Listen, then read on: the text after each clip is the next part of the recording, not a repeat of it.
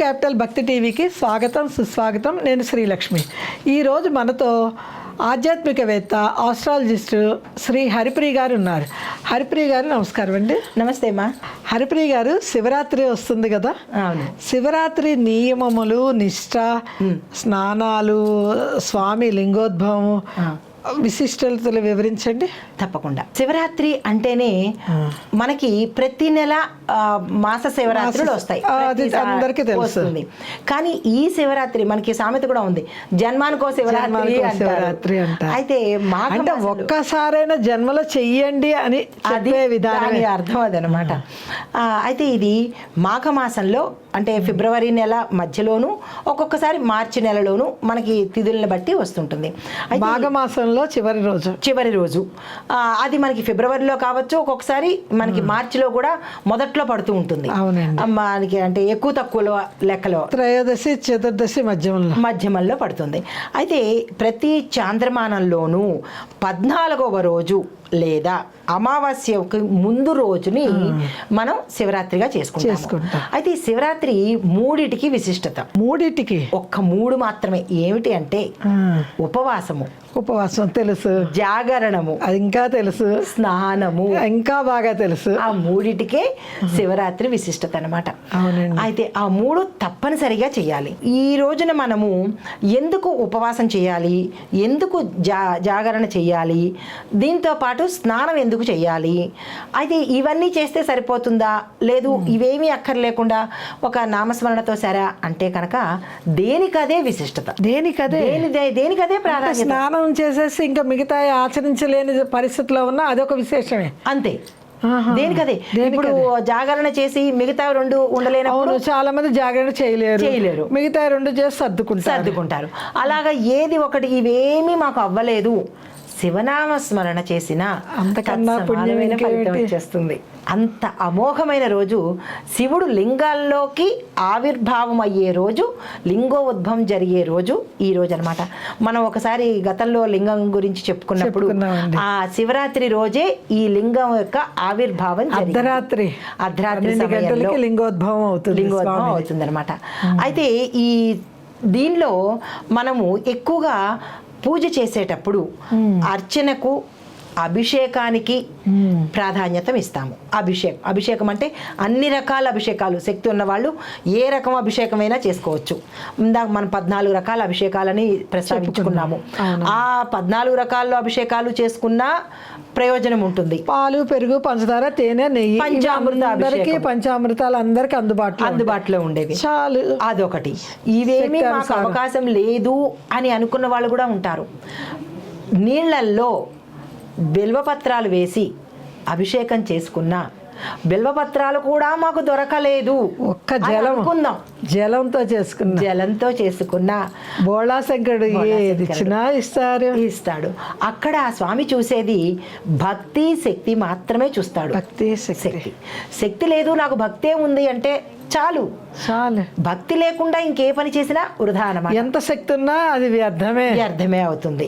అయితే దీంతో పాటుగా శివనామస్మరణ అంటే మనకి ఈ శివరాత్రి వస్తోంది అనగానే భక్తులు విశేషంగా నదీ స్నానాలు చేసేస్తుంటారు, పూజలు చేసేస్తుంటారు. ప్రతి శివాలయము కిటకిటలాడిపోతూ ఉంటుంది.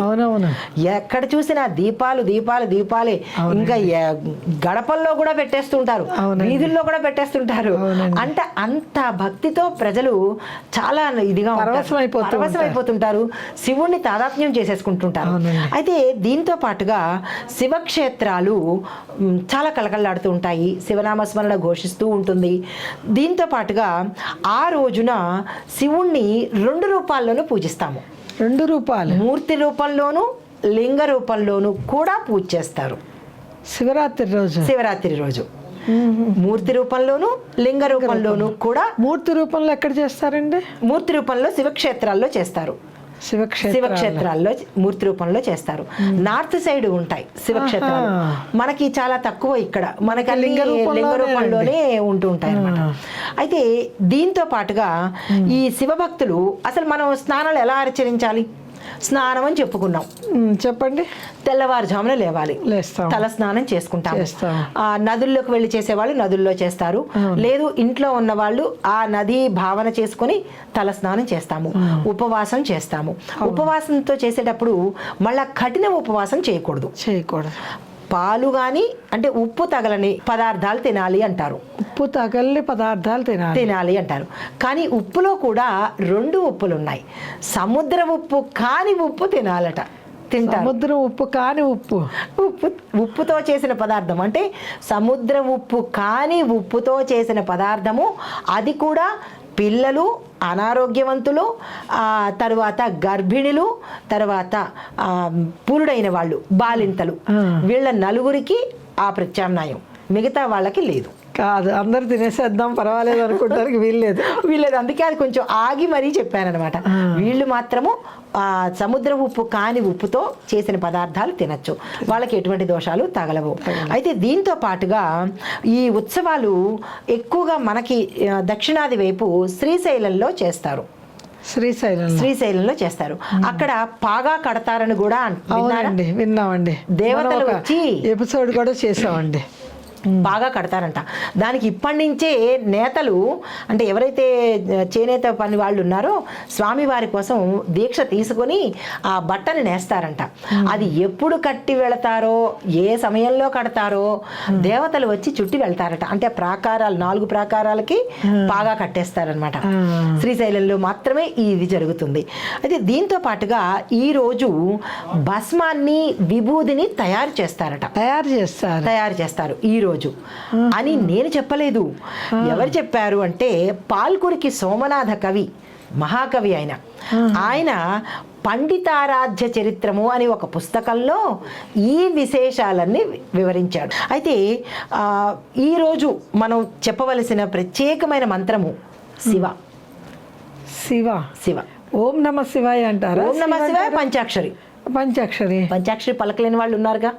అది మాకు నోరు తిరగదు, మాకు చెప్పడం తెలియదు అనుకున్న వాళ్ళు శివ అన్న పదం చాలు.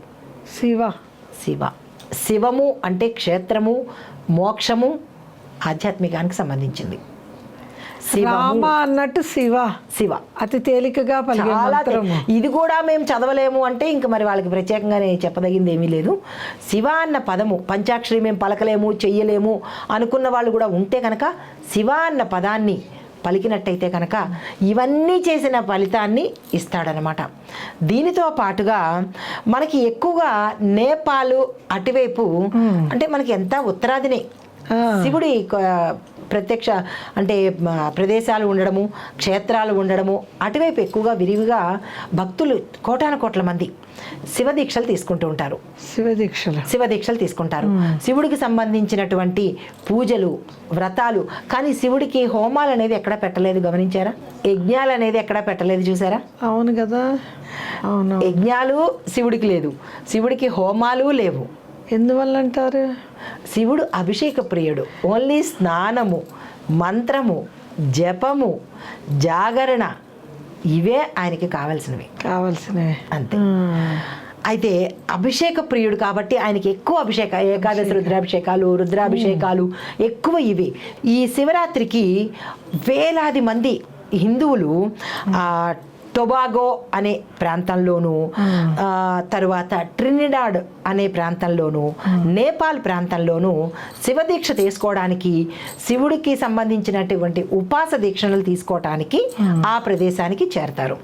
దీంతో పాటుగా పశుపతినాథ్ అనే ఆలయంలో అక్కడ నేతితో ప్రత్యేకంగా దీపం పెడతారు. దానికోసం బట్టను నేసి ఆ బట్టతో, మీరు గమనించారో లేదో, అరుణాచలంలో కృతికా నక్షత్ర సమయంలో దీపం, ఆకాశ దీపం ఎంతో బట్టతో అట్లానే అడుగులో.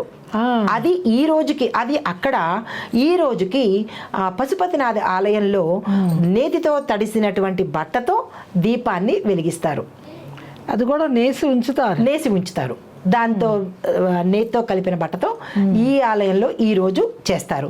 దీంతో పాటు భాగమతి ఆలయంలో, అది నదిలో కనుక స్నానం చేస్తే ఇప్పుడు మనకి ఈ ప్రయాగ నదుల్లోనూ ఈ త్రివేణి సంగమంలోనూ స్నానం చేస్తే ఎంతటి ఫలితం వస్తుందో అలాగే భాగమతి అనే నదిలో కనుక శివరాత్రి రోజు స్నానం చేస్తే తత్సమానమైన ఫలితము, విశేషమైన ఫలితము వస్తుంది. ఇప్పుడు ఎక్కడో ఉంది కదండి, అక్కడికి అందరూ వెళ్ళలేరు. మన ప్రాంతాల్లో జీవనదుల్లో చేసిన అంతే కదా. ప్రతి దానికి ప్రత్యామ్నాయం ఉంటుంది. అంటే అక్కడికి వెళ్ళి చేయగలిగిన వాళ్ళ శక్తిని బట్టి ఆ ప్రాంతం బట్టి అక్కడ చేసుకోవచ్చు. ఇప్పుడు నదులన్నీ ఒకటే, కానీ ఒక్కొక్క సమయంలో ఒక్కొక్క నదికి ఒక్కొక్క ప్రత్యేకత ఉంటుంది. ఈ సమయంలో భాగమతి అనే నదికి ప్రత్యేకత. మనకి ఈ కుంభమేళా సమయంలో గంగా యమున సరస్వతికి త్రివేణి సంగమానికి ఎంత ప్రత్యేకత ఉందో అంత ప్రత్యేకత ఉంటుంది.